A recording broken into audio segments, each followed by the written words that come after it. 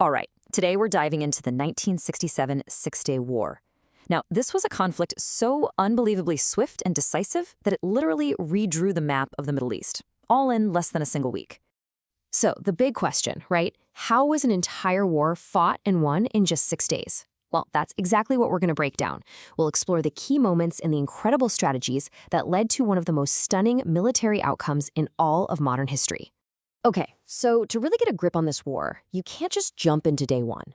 We have to rewind a little to the weeks right before it all kicked off. We're talking about May 1967, when the entire region was basically a powder keg, just waiting for a single spark.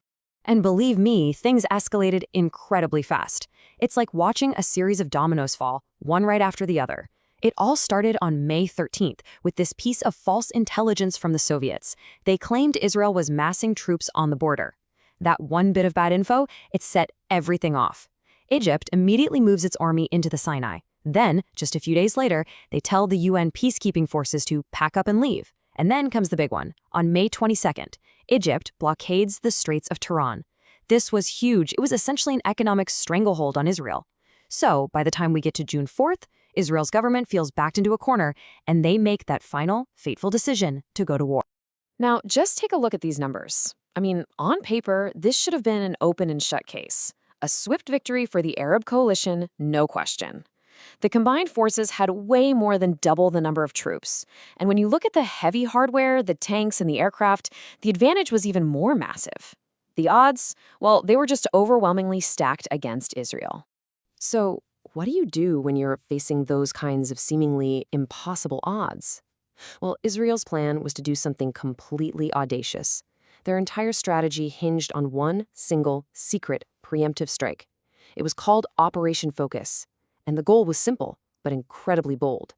Take out the enemy's single greatest threat, their air forces, before the war on the ground could even really begin. And listen, this wasn't just a simple attack plan. It was an absolute masterpiece of deception and misdirection. Think about it. While Israeli jets are gearing up to strike, the media is putting out fake reports that soldiers are on vacation.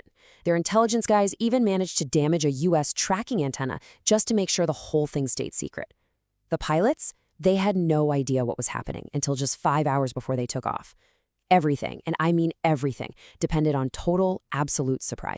And the result? I mean, it was nothing short of devastating. 338. That's how many Egyptian aircraft were destroyed. Most of them were just sitting on the tarmac. They never even got off the ground.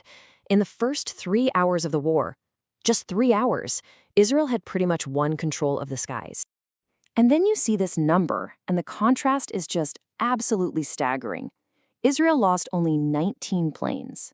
19 during the entire operation. So while they were systematically destroying the air forces of Egypt, Jordan, Syria, and even Iraq, their own losses were tiny.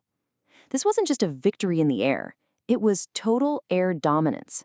And that changed the entire nature of the war that was about to unfold on the ground. Okay, so with the skies now completely under their control, the conflict just explodes on the ground. The next phase begins, with Israeli forces pushing forward on 3 separate fronts all at once. All right, the main push, the biggest one, was in the Sinai Peninsula. This is where they went up against the bulk of the Egyptian army. And again, even though they were outnumbered, their whole strategy was built on speed and surprise. They didn't just go for a straight-up frontal assault. No, their tanks punched through these unexpected northern routes, completely bypassing the most heavily defended spots, so they could strike deep behind enemy line. And this right here, this quote, it captures the exact moment the Egyptian defense just completely shattered. After a really key Israeli victory at a fortified position, the Egyptian commander, Field Marshal Amir, well, he panicked. He issued this one single chaotic order for every single unit to retreat from the Sinai. It turned what should have been an orderly defense into an absolute rout. The Egyptian lines just collapsed. So while all that is happening in the Sinai, something else is going on. Misinformation is pulling Jordan into the fight. Egypt's President Nasser actually convinced Jordan's King Hussein that Egypt was winning the war. Believing this, King Hussein rejected Israel's offers to stay out of it, and he attacked. And that decision, well, it ignited some of the fiercest and most historically significant battles of the entire war, especially in and around the city of Jerusalem. Okay, now for the third front, Syria. From the super strategic Golan Heights, Syrian artillery was just raining down on Israeli towns below. So after pushing back Syria's initial attacks, Israel's Minister of Defense, a guy named Moshe Dayan, made a really controversial call. He actually went against the prime minister's wishes and, on his own authority, ordered this incredibly difficult, grueling uphill assault to take those heavily fortified Syrian positions. And then, by June 11th, it was over. A UN ceasefire was in place, and the guns fell silent. But in those 6 short days, the political and military map of the Middle East had been changed. Not just changed, fundamentally and, as we now know, permanently altered. Of course, a victory like this always comes at a price, and you can see the immense human cost of those 6 days right here. It was a heavy price for everyone involved, but the losses for the Arab armies were just catastrophic, especially for Egypt. And the territorial changes, wow, they were just immense. Israel now controlled the Gaza Strip and the entire Sinai Peninsula, which they took from Egypt. They captured the West Bank, including East Jerusalem from Jordan, and from Syria, they seized the Golan Heights. In a flash, about 1 million Arabs were now living under Israel's direct military administration.